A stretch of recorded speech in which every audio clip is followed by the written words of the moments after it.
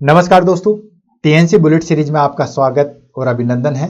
जैसा कि आपको पता है कि अर्ली मॉर्निंग में आपको जो है वो उठा देता हूं और इसके बारे में जो है वो डिस्कस करता हूं।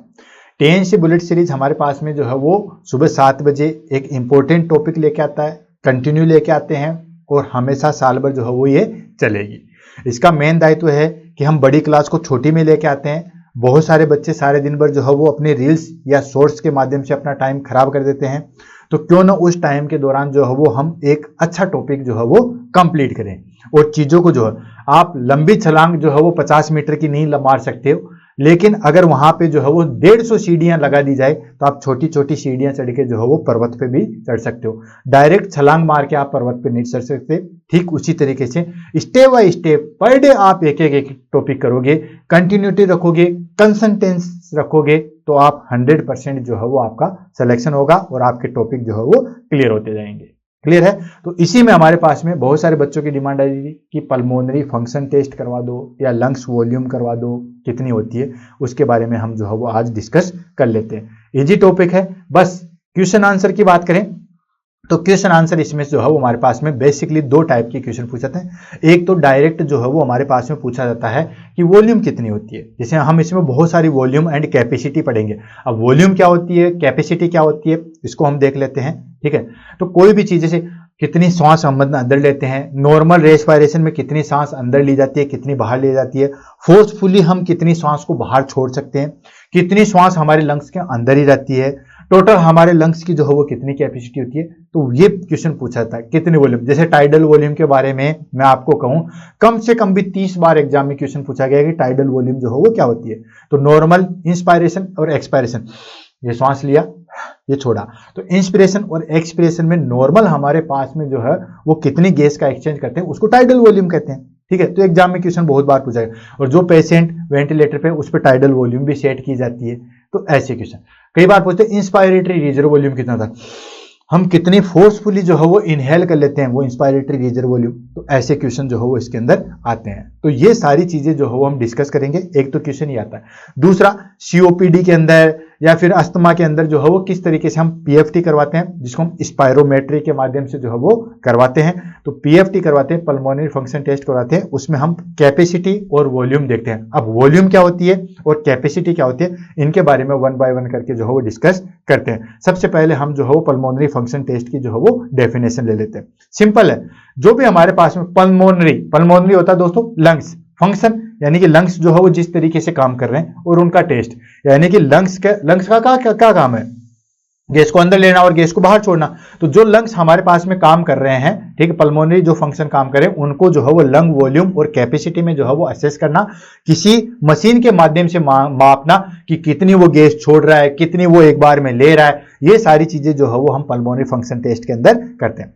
तो pulmonary function test PFT, assess lung volume and capacity. देखो क्या करते हैं, क्या असेस करते हैं, लंग की वॉल्यूम और कैपेसिटी। अब ये वॉल्यूम क्या होती है और कैपेसिटी क्या होती है आपने पढ़ रखा होगा, लेकिन मैं डेफिनेटली कह सकता हूं कि आपको इसका जो है वो कंसेप्ट क्लियर नहीं होगा, लेकिन मैं आज इसका कंसेप्ट भी जो है वो क्लियर कर देता हूं कि कंसेप्ट का दूसरा नाम है टीएनसी बुलेट सीरीज। तो ये होता है assess lung volume and capacity which are critically and understanding lungs health and diagnosis respiratory condition. Lungs health के बारे में और रेस्पिरेटरी कंडीशंस जो है उसको डायग्नोस करने के लिए जो है वो हम पल्मोनरी की वॉल्यूम और कैपेसिटी को जो है वो मापते हैं, उसको हम क्या कहते हैं, पल्मोनरी फंक्शन टेस्ट।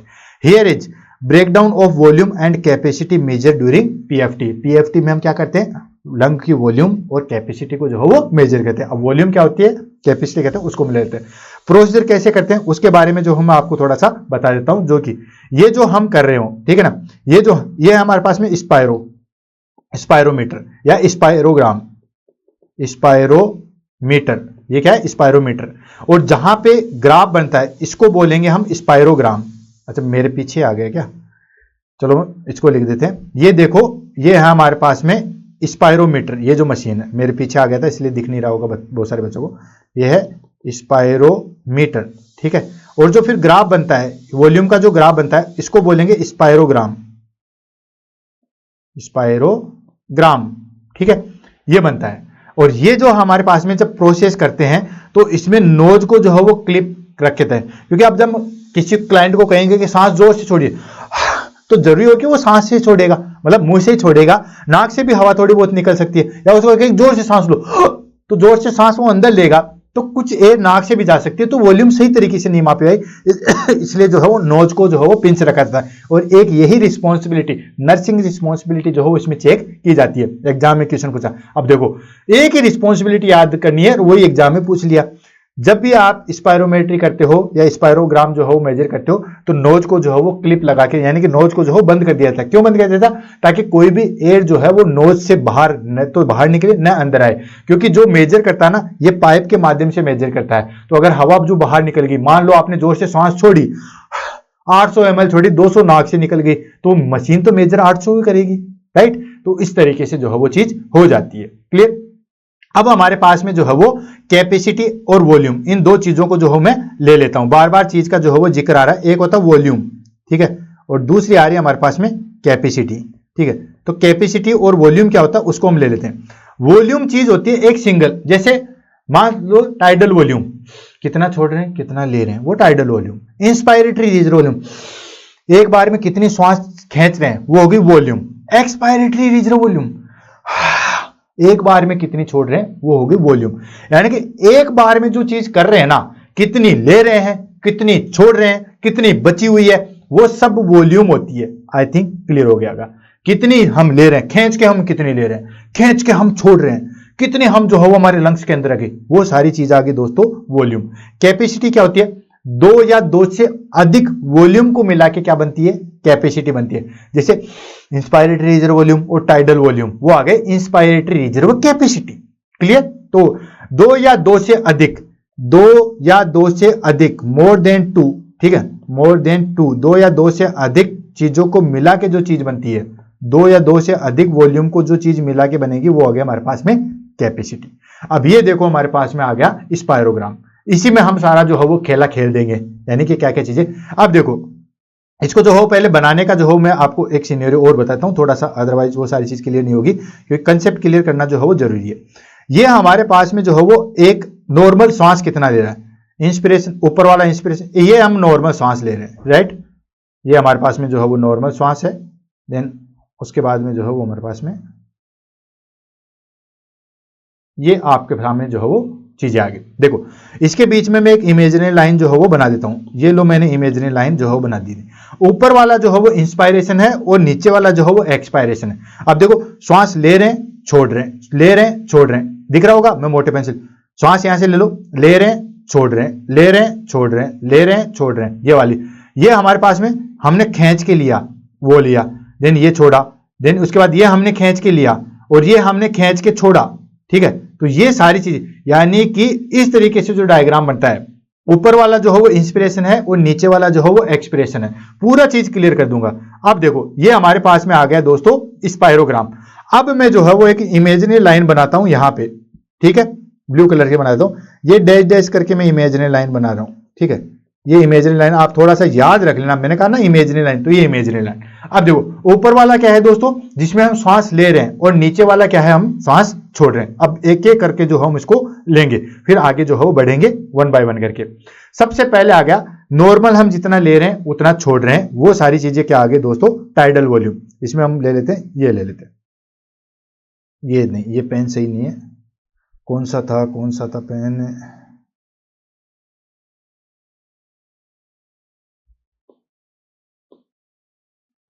एक्चुअली हाँ ये आ गया। देखो ये हम ले रहे हैं, छोड़ रहे हैं, ले रहे हैं, छोड़ रहे हैं, ये वाली चीजें, ठीक है। इससे क्या होता है, अब जो हम चीजें ले रहे हैं उसको हम, ये श्वास ले रहे हैं, नॉर्मली, नॉर्मल छोड़ा, नॉर्मल लिया, नॉर्मल छोड़ा, ये है टाइडल वॉल्यूम। ये देखो ये चीजें, नॉर्मल लिया, छोड़ा, नॉर्मल लिया, छोड़ा, ये क्या चीज है, टाइडल वॉल्यूम। अच्छे तरीके से देख सकते हो, टाइडल वॉल्यूम। क्लियर है, समझ में आ गया। जितना हम नॉर्मली ले रहे हैं, जितना हम छोड़ रहे हैं, नॉर्मली लिया, छोड़ा, नॉर्मली लिया, छोड़ा, वो हो गया टाइडल वॉल्यूम। यानी कि एक बार रेस्पायरेशन में, सिंपल डेफिनेशन, एक बार रेस्पायरेशन में कितना गैस अंदर ली और कितनी छोड़ी, नॉर्मली कोई एफर्ट या कोई फोर्स नहीं लगा रहे, वो हो गया हमारे पास में टाइडल वॉल्यूम। टाइडल वॉल्यूम का ध्यान रखना दोस्तों, टाइडल वॉल्यूम को जो है वो वीटी से शो करते हैं, वीटी, ये चीज ध्यान रखना। कहीं आप लोग जो है वो कहे कि सर वीटी कहां से आ गया, टीवी होना चाहिए, टाइडल वॉल्यूम नहीं, वीटी होता है, तो वीटी होता है टाइडल वॉल्यूम, ये चीज ध्यान में आ गई। सेकंड आ जाता है हमारे पास में इंस्पायरेटरी रिजर्व वॉल्यूम, मतलब नॉर्मल हम रेस्पिरेशन करें, लेकिन मैंने नॉर्मल रेस्पिरेशन किया, उसके बाद कितना मैं फोर्सफुली अंदर ले सकता हूं, इंस्पायरेटरी रिजर्व वॉल्यूम, ये हो गया इंस्पायरेटरी, मतलब ये हमारे पास में नॉर्मल रेस्पिरेशन है, इससे मैंने कितना अंदर ले लिया, ये हो गया हमारे पास में इंस्पायरेटरी रिजर्व वॉल्यूम। फिर से रिपीट कर रहा हूं, नॉर्मल रेस्पिरेशन के बाद जितना हमने अंदर ले लिया वो हो गया इंस्पायरेटरी रिजर्व वॉल्यूम। ये देखो इंस्पायरेटरी रिजर्व वॉल्यूम, कितना हमने अंदर जो है वो ले लिया, बार बार जो है मुझे इसका यूज लेना पड़ रहा है, ये हो गया यहां से लेके यहां तक, ये हो गया कौन सा दोस्तों, इंस्पायरेटरी रिजर्व वॉल्यूम। नॉर्मल श्वास लेने के बाद कितना हम अंदर खींच सकते हैं वो हो गया इंस्पायरेटरी रिजर्व वॉल्यूम, क्लियर। उसके बाद एक्सपायरेटरी रिजर्व वॉल्यूम, भाई एक्सपायरेटरी आ गया, मतलब नॉर्मल श्वास, नॉर्मल लिया, उसके बाद श्वास लेने के बाद कितना हम छोड़ सकते हैं, कितना हम फोर्सफुली जो है वो छोड़ सकते हैं, वो हो गया हमारे पास में दोस्तों एक्सपायरेटरी रिजर्व वॉल्यूम। ये जो देख रहे हो आप, ठीक है, यानी कि ये जो चीज देख रहे हो एक्सपायरेटरी, नॉर्मल रेस्पिरेशन के बाद कितना फोर्सफुली हम छोड़ सकते हैं, वो आ गया हमारे पास में एक्सपायरेटरी रिजर्व वॉल्यूम, क्लियर। उसके बाद आता है हमारे पास में रेसिडुअल वॉल्यूम। रेसिडुअल वॉल्यूम कौन सी होती है दोस्तों, रेसिडुअल वॉल्यूम वो होती है जो कभी भी नहीं निकाली जा सकती। जैसे मेरे लंग्स के अंदर जो है वो सपोज करो 2000 ml जो है हमारे पास, मेरे लंग्स के अंदर 2000 ml गैस है, मैं फोर्सफुली निकाल दूं 1200 1400 और करूं 1600 1700 तक निकाल दूं, लेकिन उसके बावजूद भी अगर बची हुई है, हालांकि रेसिडुअल वॉल्यूम 1500 ml होती है, मैं आपको एक एग्जांपल बता रहा हूं। जैसे मान लो मेरे अंदर जो है वो 3000 ml है, तो मैं फोर्सफुली जो है वो 700 निकाल दूं, 800 निकाल दूं, 1000 निकाल दूं, 1200 निकाल दूं, लास्ट 1500 निकाल दूं, उसके बावजूद भी मेरे से नहीं गैस निकल रही है, वो लंग्स के अंदर रही गई है, उसको हम बोलते हैं रेसिडुअल वॉल्यूम। यानी कि एक्सपायरेटरी रिजर्व वॉल्यूम के बाद में भी अगर कोई चीज बच गई है उसको हम बोलेंगे रेसिडुअल। नाम से पता चल, रेसिडुअल मतलब बचा हुआ, तभी तो कहते हैं ना कि डिलीवरी से पहले लंग्स जो है वो डूब जाते हैं, लेकिन बच्चा जैसे एक बार श्वास ले लेता है उसके बाद लंग्स कभी भी नहीं डूबते। कहते हैं ना, कई बार क्लेम कर देते हैं कि हमारा बच्चा तो जो है वो जिंदा पैदा हुआ था, तो वो जो है हमारे पास में टेस्ट या पोस्टमार्टम यही चीजें देखते हैं कि जिंदा था या फिर अंदर ही मर गया था, क्योंकि अटेंडर तो ब्लेम लगा देते हैं। तो ये सारी चीजें यहां से जो है वो क्लियर हो जाती है। तो 4 प्रकार की वॉल्यूम आ गई, कौन कौन सी, स्टेप बाय स्टेप पढ़ते हैं। सबसे पहले नॉर्मल रेस्पिरेशन की, नॉर्मल लिया छोड़ा, नॉर्मल लिया छोड़ा, that is called tidal volume, this one, okay. Then उसके बाद आ गया हमारे पास में इंस्पायरेटरी, नाम से पता, इंस्पायरेटरी, फोर्सफुली हमने कितना खींच के लिया और रिजर्व किया उसको बोलेंगे इंस्पायरेटरी रिजर्व वॉल्यूम, क्लियर। उसके बाद में फोर्सफुली हमने कितना छोड़ा, एक्सपायरेटरी रिजर्व वॉल्यूम, यानी कि रिजर्व थी हमने उसको छोड़ दिया। लास्ट में रेसिडुअल वॉल्यूम, बचेगी, रेसिडुअल बच गया, यानी कि अब इसको हम कुछ भी नहीं कर सकते, वो हो गया रेसिडुअल वॉल्यूम। ये 4 प्रकार के हमारे पास में वॉल्यूम है, क्लियर। अब बात आती है हमारे पास में कैपेसिटी की। कैपेसिटी कितनी होती है दोस्तों, कैपेसिटी होती है किसी भी 2 या 2 से अधिक वॉल्यूम को मिला के जो चीज बनती है उनको बोलते हैं हमारे पास में कैपेसिटी। तो सबसे पहले आ जाती है हमारे पास में inspiratory capacity, IC, inspiratory capacity. अब इंस्पायरेटरी कैपेसिटी में क्या आ जाएगा, इंस्पायरेटरी कैपेसिटी में आ जाएगा हमारे पास में इंस्पायरेटरी रिजर्व वॉल्यूम, यानी कि इंस्पायरेटरी कैपेसिटी में क्या आ जाएगा, inspiratory reserve volume plus tidal volume, VT, ठीक है। इसको हम क्या बोलेंगे दोस्तों, IC, inspiratory capacity, that is called IC, clear हो गया। इंस्पायरेटरी रिजर्व वॉल्यूम, अब मैं पहले वाले को जो है वो क्लीन कर देता हूं ताकि आपको ये सारी चीजें समझ में आ जाए, क्लियर। ये पहले वाले को मैंने क्लीन कर दिया। अब देखो इंस्पायरेटरी कैपेसिटी क्या था, inspiratory reserve volume plus tidal volume, ये सारे इंस्पायरेटरी थे, इन दोनों को मिला के जो हमारे पास बन गया that is called inspiratory capacity, clear. अब आता है हमारे पास में फंक्शनल रेसिडुअल वॉल्यूम, या हम कहें कि फंक्शनल रेसिडुअल कैपेसिटी। तो फंक्शनल रेसिडुअल कैपेसिटी कौन सी थी, expiratory reserve volume plus residual volume को मिला के functional reserve capacity, FRC. Functional reserve capacity क्या आ जाएगा दोस्तों, यहां मैं लिख देता हूं, फंक्शनल रेसिडुअल कैपेसिटी क्या आ जाएगा दोस्तों, expiratory reserve volume plus residual volume, ठीक है। ये हो गए हमारे पास में that is called functional residual volume, ठीक है, या functional residual capacity, sorry.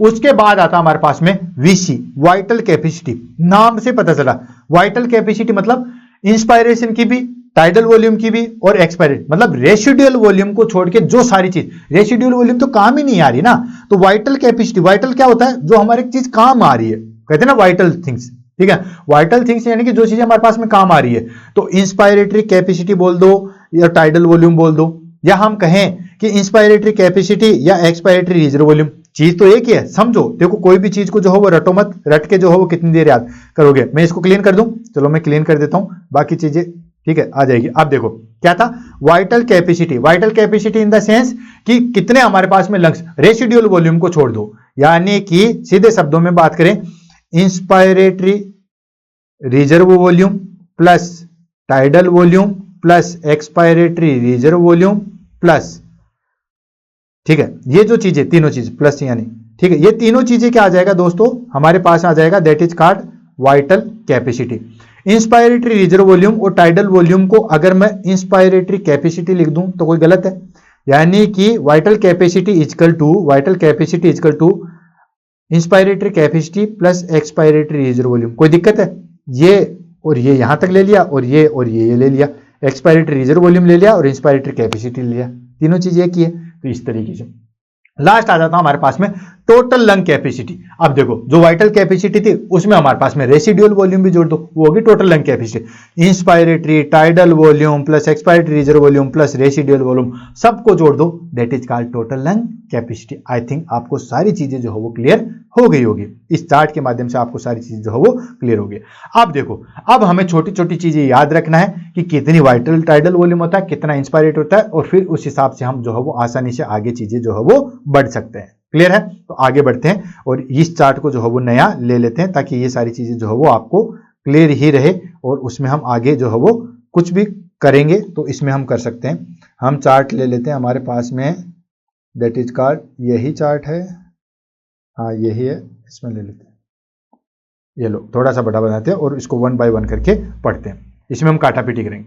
Lung volume, सबसे पहले बात आ गई लंग वॉल्यूम। लंग वॉल्यूम मैंने बताया था ना दोस्तों, यानी कि कोई भी अमाउंट एक बार में एक फेज के अंदर जो चीज हो रही है उसको हम बोलते हैं lung volume. Lung volume represent the amount of air in the lungs during different phase of breathing cycle. कोई भी या तो इंस्पायरेशन कर लो या नॉर्मल रेस्पायरेशन कर लो या एक्सपायरेशन कर लो या रेसिडुअल वॉल्यूम, कोई एक चीज को लेके जो चीज बनती है वो बनती है दोस्तों वॉल्यूम। क्लियर है? तो सबसे पहले आ गया हमारे पास में टाइडल वॉल्यूम, इसको मैंने शॉर्ट फॉर्म में जो है वो टाइडल वॉल्यूम है, लेकिन ध्यान रखना दोस्तों एग्जाम में आपको वीटी देखने को मिलेगा, that is called tidal volume. तो यहां कंफ्यूज नहीं हो, इसलिए मैंने दोनों चीज यहां पे लिख दी, टाइडल वॉल्यूम शॉर्ट फॉर्म में टीवी मैंने लिख दिया, लेकिन आपको टाइडल वॉल्यूम वीटी से जो है वो शो करता हुआ मिलेगा, ध्यान रखना।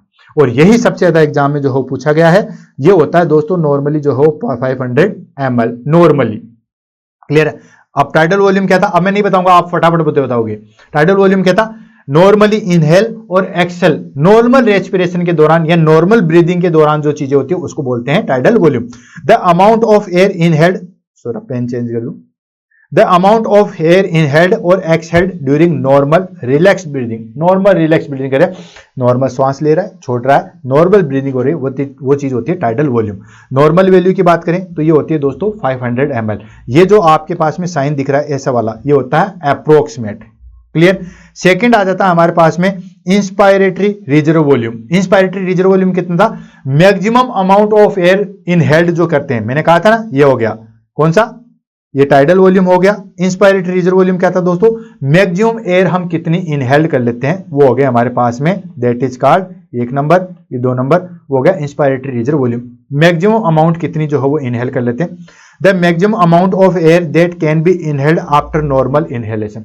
नॉर्मल इनहेलेशन के बाद में, नॉर्मल, ये नॉर्मल है, उसके बाद कितनी में इनहेल कर देता हूं वो आ जाती है हमारे पास में दोस्तों इंस्पायरेटरी रिजर्व वॉल्यूम। और ये कितनी होती है दोस्तों, 900 से लेके 3100 ml होती है। अच्छा, इसमें आपको ध्यान में रखना, आपको एग्जाम में जो हो 2000 से 3000 भी दे सकता है, तो आप ये ब्लेम मत करना कि सर बुक्स में ऐसी थी, आपको एवरेज निकालना है। ठीक है? आपको एग्जाम में पूछा जाएगा तो एग्जाम में पूछा जाएगा 2500 ml, तो भाई 1900 और 3100 के बीच के आगे 2500, तो कोई कंफ्यूजन ही नहीं। ठीक है? तो इस तरीके से ध्यान रखना। नेक्स्ट आ गया expiratory reserve volume. Normal exhalation के बाद, नॉर्मल सांस लिया, नॉर्मल छोड़ दिया, उसके बाद कितना हम फोर्सफुली छोड़ सकते हैं उसको हम बोलते हैं expiratory reserve volume. The maximum amount of air that can be exhaled after normal exhalation. Normal exhalation के बाद में कितना हम फोर्सफुली छोड़ेंगे उसको हम बोलेंगे दोस्तों expiratory reserve volume. Tidal volume के बारे में एग्जाम में 100% पूछते हैं, रेसिडुअल वॉल्यूम में पूछते हैं जिसका 1500 ml। ठीक है। नॉर्मल वैल्यू की बात करें तो ये होती है 700 से 1200 ml। रेसिडुअल वॉल्यूम की बात करें, रेसिडुअल वॉल्यूम होता है कि लंग्स की जो है वो कितना ही एक्सहेल कर दो, उसके बाद भी हमारे पास में अगर लंग्स में जो गैस बची हुई है उसको हम बोलते हैं दोस्तों रेसिडुअल वॉल्यूम, जो कि लंग्स को कोलैप्स होने से बचाती है। ठीक है। The amount of air remaining in the lungs after maximum exhalation, maximum exhalation के बाद में भी, यानी कि एक्सपायरेटरी रिजर्व वॉल्यूम के बाद में भी हमारे पास में लंग्स में जो चीज बच गई, जो कि लंग्स को प्रिवेंट होने से बचती है, कोलैप्स होने से जो है वो बचाती है, वो होती है रेसिडुअल वॉल्यूम, और ये होता है दोस्तों 1200 ml। ठीक है। अगर आपके पास में एग्जाम में अगर 1500 भी आ जाए तो भी ये जो है हमारे पास में नॉर्मल जाएगा। क्लियर। ये हो गया हमारे पास में वॉल्यूम, 4 वॉल्यूम आ गए। अब बात आती है कैपेसिटी। कैपेसिटी के बारे में मैंने आपको बता दिया था कि कोई भी 2 या 2 से अधिक लंग वॉल्यूम मिलकर बना के क्या करता है, कैपेसिटी बनाती है। Lung capacity are combine of 2 और मोर लंग वॉल्यूम, 2 या 2 से अधिक लंग वॉल्यूम मिलके जो है वो क्या बनाती है दोस्तों, लंग कैपेसिटी बनाती है।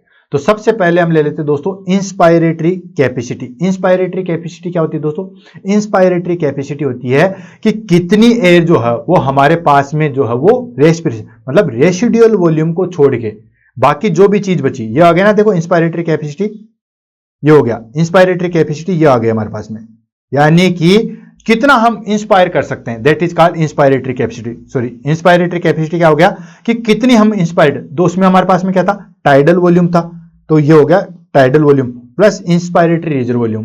ठीक है। ये हो गया हमारे पास में दोस्तों कितना, that is called inspiratory capacity. और इंस्पायरेटरी कैपेसिटी को जो है वो नॉर्मल वैल्यू कितनी होती है, नॉर्मल वैल्यू होती है 2400 से 3600। अब 2400 से 3600 कैसे, हमारे पास में इंस्पायरेटरी रिजर्व वॉल्यूम कितना था दोस्तों, इंस्पायरेटरी रिजर्व वॉल्यूम था हमारे पास में 1900 से 3100 और 500 ml है, तो आप इसको ऐड कर लो। ठीक है ना। तो हमारे पास में क्या निकल के आ जाएगा दोस्तों, 2400 से 3600 निकल जाएगा।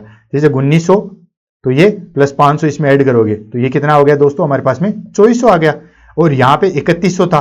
ठीक है। इंस्पायरेटरी रिजर्व वॉल्यूम कितना, 3100, इसमें भी तो 500 जोड़ोगे क्योंकि दोनों जगह जुड़ रही है, टाइडल वॉल्यूम जुड़ रहा है, तो ये हो गया हमारे पास में 3600। सिंपल। तो 2400 से 3600 जो है वो हमारे पास में ml जो है वो क्या होता है दोस्तों, इंस्पायरेटरी कैपेसिटी। उसके बाद आता हमारे पास में दोस्तों functional residual capacity. Functional residual capacity क्या था दोस्तों, इसमें हम reserve volume plus residual volume, expiratory reserve volume और रेसिडुअल वॉल्यूम दोनों को अमाउंट को काउंट करते हैं, वो आ गया हमारे पास में फंक्शनल रेसिडुअल कैपेसिटी। ये देखो क्या था, फंक्शनल रेसिडुअल कैपेसिटी। इसमें क्या था, रेसिडुअल वॉल्यूम को भी हम इकट्ठा कर रहे हैं और एक्सपायरेटरी रिजर्व वॉल्यूम को भी इकट्ठा कर रहे हैं, तब हमारे पास में आ गई functional residual capacity. Residual volume कितना था तो हमारे पास में 1200, एक्सपायरेटरी रिजर्व वॉल्यूम कितना था हमारे पास में 1200 से 1600, जो कि आप यहाँ पे देख सकते हो। ठीक है ना, 700 से 1200 था और रेसिडुअल वॉल्यूम था हमारे पास में 1200। इनको आप काउंट करोगे तो हमारे पास में आ जाएगा functional residual capacity. Air remain in the lungs after normal exhalation, normal exhalation के बाद में जो चीज बचती है, FRC equal to expiratory reserve volume plus residual volume, that is called FRC functional reserve capacity. अगर वो आपके पास में डायग्राम अगर आपने अच्छा बना दिया ना, या आपने अपने जो है वो तर्क शक्ति से डायग्राम अच्छा बना दिया, तो आपका क्वेश्चन कभी भी गलत नहीं होगा। नॉर्मल वैल्यू की बात करें तो नॉर्मल वैल्यू होती है 1800 से 2400। ठीक है। नेक्स्ट आ जाता है वाइटल कैपेसिटी, जो कि मैंने आपको पहले बता रखी है। जो भी लंग्स हमारे पास में काम करते हैं, यानी कि रेसिडुअल वॉल्यूम को छोड़ के जो भी चीज आ गई, वो क्या आ गई, वाइटल कैपेसिटी। ये तो मैंने बताया था, जो वॉल्यूम हमारे काम नहीं आ रही, सीधा साधा बात है, जितने हम फोर्सफुली इनहेल कर सकते हैं, जितनी फोर्सफुली हम एक्सहेल कर सकते हैं, जितनी टाइडल वॉल्यूम आ गई, वो सारी की सारी आ गई vital capacity. The maximum amount of air exhaled after maximum inhalation, जितनी एयर है जो है वो एक्सहेल्ड कर सकते हैं, जितनी इनहेल कर सकते हैं, वो सारी की सारी आ गई वाइटल कैपेसिटी। या सीधे शब्दों में कहे, रेसिडुअल वॉल्यूम को छोड़ के सारी चीज जो ऐड कर दोगे वो आ गई वाइटल कैपेसिटी। तो वाइटल कैपेसिटी क्या होगी, tidal volume, inspiratory reserve volume और एक्सपायरेटरी रिजर्व वॉल्यूम। या आप इमेज में देख सकते हो, यह आ गया वाइटल कैपेसिटी। वाइटल कैपेसिटी क्या था हमारे पास में, यह हो गया inspiratory reserve volume, tidal volume, then expiratory reserve volume, यानी कि रेसिडुअल वॉल्यूम को छोड़ के जो चीज आ गई वो आ गई हमारे पास में वाइटल कैपेसिटी। ठीक है। अब वाइटल कैपेसिटी में आ गया tidal volume, inspiratory reserve volume और expiratory reserve volume. Tidal volume में फिर से रिपीट करूं, वीटी होता है, ये चीज जो है वो ध्यान में रखना है। ठीक। देन नॉर्मल वैल्यू कितनी होती है, 4000 से 4800 ml जो है वो होती है। लास्ट आ गया total lung capacity. Total lung capacity में क्या आता है, उसमें सारी चीज ऐड हो जाती है, उसमें रेसिडुअल वॉल्यूम भी जो है वो ऐड हो जाती है। टीएलसी टोटल ल्यूकोसाइट काउंट नहीं है, टोटल लंग कैपेसिटी है, जिसमें हमारे पास में रेसिडुअल वॉल्यूम भी जो है वो ऐड हो जाएगा। Tidal volume plus inspiratory reserve volume, expiratory reserve volume और रिजर्व वॉल्यूम, ये आ जाते हैं हमारे पास में 6000 ml। क्लियर है? आई थिंक समझ में आ गया होगा।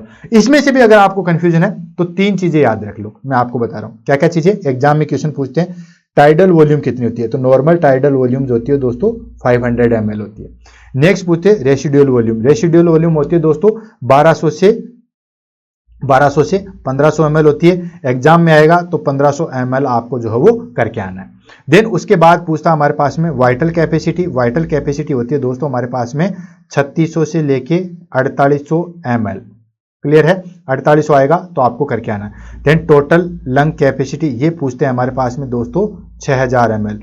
एग्जाम में जो क्वेश्चन पूछा जाता है, एग्जाम में इन 3 से सबसे ज्यादा क्वेश्चन पूछा था, ये लो। अब इससे ज्यादा इजी मैं आपको नहीं बता सकता, ये तो आपको याद करना ही करना पड़ेगा। तो ये हो गया हमारे पास में दोस्तों पल्मोनरी फंक्शन टेस्ट के बारे में। अच्छा, क्लिनिकली क्या इंपॉर्टेंस, ऑफ कोर्स हमें डिजीज डायग्नोसिस करने में हेल्प करता है, लंग कंडीशन जानने में हेल्प करता है, सर्जिकल इवैल्यूएशन में हेल्प करता है, ऑक्यूपेशनल हेल्थ में जो है वो बेनिफिट मिलता है। इस तरीके से इनका इंपॉर्टेंस है। मतलब पीएफटी जो है वो क्यों किया जाता है? पहला diagnosis respiratory disorder, respiratory disorder है जिसमें asthma, COPD, chronic obstructive pulmonary disease या पल्मोनरी फाइब्रोसिस और एलर्जिक जो है इसके लिए जो है वो आइडेंटिफाई करता है। Next monitor chronic lung condition, जो हमारे लंग की कंडीशन है कितना उसके अंदर है, अस्थमा में क्या हो गया, किस तरीके से डिजीज प्रोग्रेस करी है, वो सारी चीजें हमें जो है वो पीएफटी के द्वारा ही जो है वो मिलती है। नेक्स्ट प्री सर्जिकल इवैल्यूएशन, तो दोस्तों प्री सर्जरी में भी जो है वो पीएफटी करवाया जाता है, क्योंकि अब जब हम उसकी सर्जरी करें, खासतौर से जो है वो जनरल एनेस्थीसिया देते हैं, तो हमें उसमें जो है वो उसकी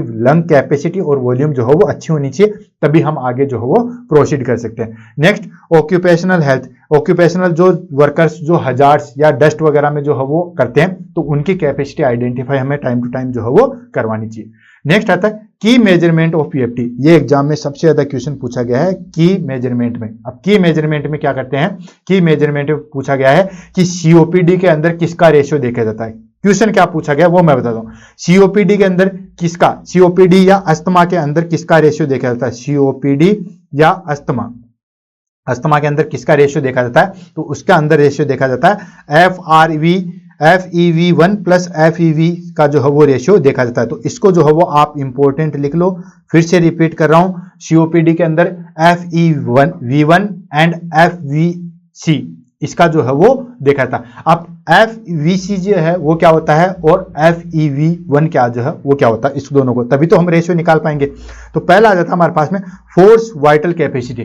फोर्स वाइटल कैपेसिटी है कि हम मैक्सिमम अमाउंट जो है वो फोर्सफुली एक्सहेल्ड कर देते हैं डीप ब्रीथ के बाद में, यानी कि पहले आपको बोला जाता है कि जितनी सांस लेनी है उतनी ले लो, फिर बोला जाता है कि मैक्सिमम अमाउंट फोर्सफुली जो है वो उसको एक्सहेल्ड कर दो आफ्टर डीप ब्रीथ के बाद में। समझ में आया? आपको कहते हैं पहले पूरी, जैसे हम डुबकी लगाते हैं तो पहले पूरी सांस में लेते, फिर आपको बोला जाता है कि फोर्सफुली जो है वो उसको निकालो, वो आता है हमारे पास में फोर्स वाइटल कैपेसिटी। क्लियर है? कैपेसिटी क्यों बोला? क्योंकि इसके अंदर इंस्पायरेटरी भी बाहर निकलेगा, टाइडल वॉल्यूम भी बाहर निकलेगा, एंड देन उसके बाद में जो है हमारे पास में एक्सपायरेटरी रिजर्व वॉल्यूम भी बाहर निकलेगा, ये तीनों निकलेगा। और वाइटल कैपेसिटी वही था, वाइटल कैपेसिटी में क्या था, inspiratory reserve volume, tidal volume and expiratory reserve volume, यही तो था वाइटल कैपेसिटी, याद है ना? तो बस ये हो गया, तो उसमें हम सारी चीज बाहर निकालते हैं। तो आफ्टर डीप ब्रीथ के बाद में हम सडनली पूरी चीज बाहर निकालते हैं, उसको हम बोलते हैं force vital capacity, the amount of air forcefully exhaled after a deep breath. और ये किसमें, both obstructive and restrictive disease में जो है वो हमें रिड्यूस मिलेगी। किसमें? अस्थमा में और सीओपीडी में। रिस्ट्रिक्टिव डिजीज है अस्थमा और ऑब्स्ट्रक्टिव डिजीज है सीओपीडी, जो मैंने आपको पहले बता दिया, ये रहा अस्थमा और सीओपीडी पहले बता दिया। नेक्स्ट आता था फोर्स एक्सपायरेटरी वॉल्यूम इन 1 सेकेंड। अब देखो फोर्स एक्सपायरेटरी वॉल्यूम आया है, वो तो कैपेसिटी था, अब नाम से फोर्स मतलब हमें पावर लगाना पड़ेगा, एक्सपायरेटरी मतलब बाहर निकालना पड़ेगा, और वॉल्यूम मतलब एक चीज। इसमें हम क्या करते हैं दोस्तों कि जो हमने एयर इनहेल्ड कर रखी है उसमें फर्स्ट सेकंड में हम कितना निकाल सकते हैं, एकदम से जो चीज निकाली जाएगी उसको हम बोलते हैं फोर्स एक्सपायरेटरी वॉल्यूम इन 1 सेकेंड, इसको हम बोलेंगे FEV1। ठीक है? तो amount of air exhaled in A first second, यानी कि फर्स्ट सेकंड के अंदर, जो शुरुआत में 1 सेकंड के अंदर कितनी एयर जो बाहर निकालेंगे वो आएगा हमारे पास में FeV1। क्लियर है। और ये रिड्यूस किस में होती है, ऑब्स्ट्रक्टिव डिजीज में होती है। और इन दोनों का रेशियो जो है वो किस में देखा जाता है दोस्तों, सीओपीडी में देखा था। नॉर्मल जो है हमारे पास में आता है 70%। ठीक है, 70% इसकी जो है वो नॉर्मल वैल्यू है। ये चीज ध्यान रखना, ये रेशियो ध्यान रखना। और ये रेशियो देखोगे तो आपको सारी चीजें जो है वो यहीं से समझ में आ जाएगी। FeV क्या है, फोर्स एक्सपायरेटरी वॉल्यूम 1 सेकेंड। ठीक है, यानी कि फोर्सफुली एक्सपायरेटरी वॉल्यूम को हम ज्ञात करते हैं 1 सेकेंड के अंदर कितनी वॉल्यूम निकली। और FVC क्या है, force vital capacity, maximum air को इनहेल करने के बाद पूरी चीज को बाहर निकालते हैं, इसमें टाइम का जिक्र होता है। इन दोनों का रेशियो जो है वो निकाला जाता है, ये होता है FeV1 प्लस FVC का रेशियो। क्लियर है दोस्तों, आई होप ये चीज आपको समझ में आएगी। जिनको समझ में ना है या जिसको परमानेंट रखना है तो वो चार्ट बनाना सीख लो। चार्ट बनाने के लिए मैंने आपको पूरी चीज स्टार्टिंग में बता दी थी किस तरीके से चार्ट बनता है। ये जो चार्ट जिसको क्लियर हो गया, क्लियर है, ये चार्ट जिसको भी क्लियर हो गया उसको सारी चीजें जो है वो क्लियर होगी। सबसे पहले इस चार्ट की 2-3 बार प्रैक्टिस कर लो। मैं कह रहा हूं आप 5 बार इस चार्ट को अगर देख लोगे तो सारी चीज याद होगी। अच्छा, चार्ट को याद ही मत करो, ये चार्ट सिंपल जो हो पेपर पे लगा के रख दो और अपने दीवार पे जहां पे आप इसको रोज 2 टाइम देखते हो वहां पे लगा के रख दो। मैं आपको चैलेंज कर रहा हूं 1 महीने बाद ये सारी चीजें आपको क्लियर हो जाएंगी। आप उसको टाइम ही मत दो, जहां आप सोते हो या जहां आपको दिखे कम से कम 2 या 3 बार जो हो वो दिन में दिख जाए दीवार के पीछे। ऐसा नहीं है कि बेड के नीचे रख दिया, कहीं पे भी रखो जहां पे आपको ये दिख सके। अगर वो चीज आप करोगे तो मैं डेफिनेटली कह रहा हूं इसको टाइम देने की जरूरत नहीं है। ये 1 महीने के बाद जो हो वो कंठस्थ हो जाएगा। कहते हैं 21 दिन जो चीज लगातार कर लेते हैं वो परमानेंट हो जाती है। तो आप 21 दिन देख लो, मैं डेफिनेटली कह रहा हूं आपको कोई एक्स्ट्रा टाइम देने की जरूरत नहीं, सारी चीजें आपको याद हो जाएगी। क्लियर है दोस्तों, तो आज की क्लास का यहीं समापन करते हैं। नेक्स्ट क्लास में नई वीडियो के साथ मिलेंगे और इंपॉर्टेंट क्लास के साथ मिलेंगे। तब तक के लिए दोस्तों all the best, have a nice day. Class कैसी लगी इसके बारे में बताना और कौन सा टॉपिक आपको समझना है। जो टॉपिक नर्सिंग में आपको सबसे ज्यादा हार्ड लगता है या इस मेडिकल साइंस में जो टॉपिक हार्ड लगता है वो आप मुझे बताइए, मैं उसको समझाऊंगा। Thank you so much, all the best.